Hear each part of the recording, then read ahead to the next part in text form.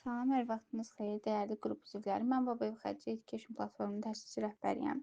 Bugünkü podkastımızın mövzusu rəqəmsal bacarıqlar və texnologiyalardır. Rəqəmsal bacarıqlar çoxumuzun hər gün eşitdiyi, amma bəzən tam olaraq nə olduğunu dərk etmədiyimiz bir mövzudur. Texnologiya artıq sadəcə bir alət deyil, o bizim həyat tərzimizdir. Əvvəllər oxumaq və yazmağı bilmək bizdə kifayət edirdi ki, artıq bu gün rəqəmsal oxuma və yazma bacarığı olmadan dünyanı anlamaq da qeyri-mümkün olur. Bəs rəqəmsal bacarıqlar dedikdə nəyi nəzərdə tuturuq? Gəlin dərindən öyrənək. Rəqəmsal bacarıqlar nədir? Rəqəmsal bacarıqlar dedikdə çox adamın ağlına yalnız kod yazmaq və ya mürəkkəb proqramlar qurmaq gəlir. Amma bu belə deyil. Bu bacarıqlar spikerin üç əsas hissəyə bölür.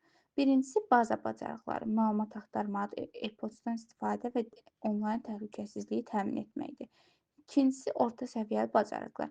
Məsələn, rəqəmsal məzmun yaratmaq, video montaj etmək, bloq yazmaq və ya sosial medianın iş məqsədi ilə idarə etmək. Və üçüncüsü ixtisaslaşmış bacarıqlar.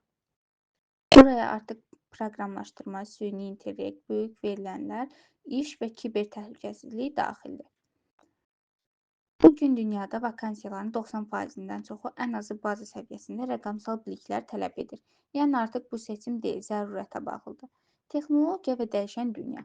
İndi isə gəlin bizə əhatə edən texnologiyalara baxaq. Süni intellekt artıq bizə üçün mətnlər yazır, şəkillər düzəldir. Blockchain texnologiyası maliyyə dünyasını dəyişir. Robot texnika fabrikalarında insan əməyini əvəz edir. Azərbaycanda da bu sahədə böyük addımlar atılır. Məsələn, rəqəmsal bacarıqlar layihəsi çərçivəsində 100 minlərlə şagird məktəb illərində alqoritmik düşünməni öyrənir. Bu nə deməkdir? Bu o deməkdir ki, gələcəyin mühəndisi, həkimi və ya müəllimi həm də texnologiya dilini biləcək. Çünki gələcəkdə rəqəmsal bacarığı olmayan bir həkim müasir diaqnostika cihazlarını idarə edə bilməyəcək. Rəqəmsal bacarığı olan bir müəllim isə şagirdin dilini başa düşməyəcək. Əgər olmasa rəqəmsal bacarığı. Bu cür bacarıqları necə qazanmalı? Bəs biz nə etməliyik? Mən artıq məktəbi bitirmişəm və ya mənim bu sahə ilə bağlı bilgim yoxdur deyirsinizsə, sizə bir yön göstərə bilərik. Məsələn, daimi öyrənmə. Daimi öyrənmək üçün Udemy, LinkedIn və digər platformalar var ki, beynəlxalq platformalar 15 dəqiqə vaxt ayırmaqla yeni bir sahəni və yaxud da yeni bir alət haqqında məlumatı öyrənə bilərsiniz. Kritik düşünmə, hər gördüyünüz onlayn məlumata inanmayın, faktları yoxlamağı öyrənin. Təhlükəsizlik, şifrələrinizi qoruyun, rəqəmsal izlərinizi idarə edin. Unutmayın ki, texnologiya bir düşmən deyil, o bizim imkanlarımızı artıran bir super gücdür. Dəyərli dinləyicilər, texnologiya sürətlə inkişaf edir, amma biz ondan da daha sürətli inkişaf edə bilərik. Əsas olan qorxmamaq və maraqlı olmaqdır.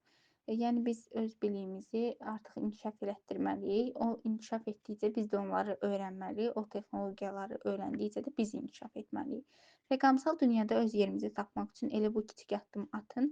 Bəlkə də bu proqram və bu yenilik sizi başqa bir dünyalara götürəcək və daha bilik sahənizi genişləndirəcək. Dinlədiyiniz üçün təşəkkür edirəm.